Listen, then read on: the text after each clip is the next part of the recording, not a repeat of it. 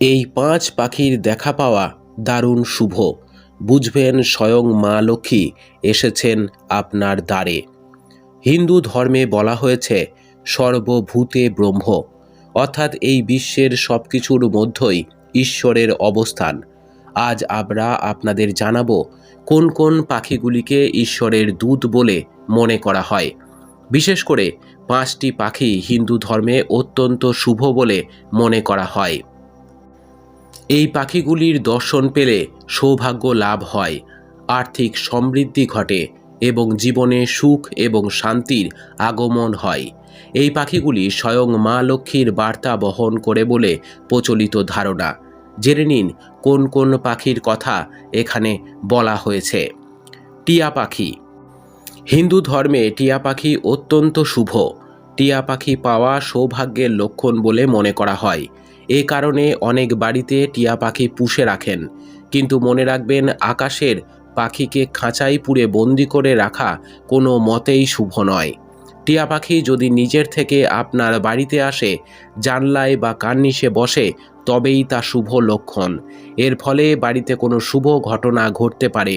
আবার একজোড়া টিয়া দেখলে দাম্পত্য জীবনে প্রেম এবং সুখ বাড়ে। পেঁচা। হিন্দু ধর্ম অনুসারে পেঁচা হলো মা লক্ষ্মীর বাহন। পেঁচা দেখতে পাওয়া অত্যন্ত শুভ বলে মনে করা হয়। আপনার ঘরে পেঁচা দেখলে বুঝবেন মা লক্ষ্মীর আশীর্বাদ পড়তে চলেছে আপনার উপর এবং আর্থিক লাভ হতে চলেছে। নীলকণ্ঠ পাখি। নীলকণ্ঠ পাখিকে মহাদেবের দূত বলে মনে করা হয়।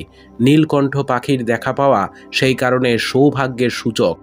নীলকণ্ঠ পাখির দেখা পাওয়ার অর্থ সম্পত্তি লাভ হতে চলেছে আপনার। সব কাজেই সাফল্য পাবেন এবং একটি নতুন গাড়ি কিনতে পারেন আপনি। চড়াই। চড়াই পাখি আমাদের রাজ্যে খুবই দেখা যায়।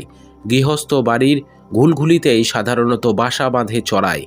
জ্যোতিষ অনুসারে বাড়িতে চড়াই পাখির বাসা অত্যন্ত শুভ। এর ফলে লক্ষ্মীর আশীর্বাদে আপনার ঘরে সুখ এবং সমৃদ্ধির আগমন ঘটতে পারে। কাক।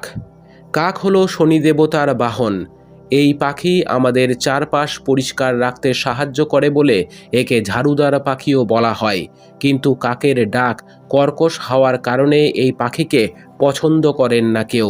বাড়িতে কাক আসলে বুঝবেন আপনার সম্মান এবং সম্পত্তি বৃদ্ধি পেতে চলেছে।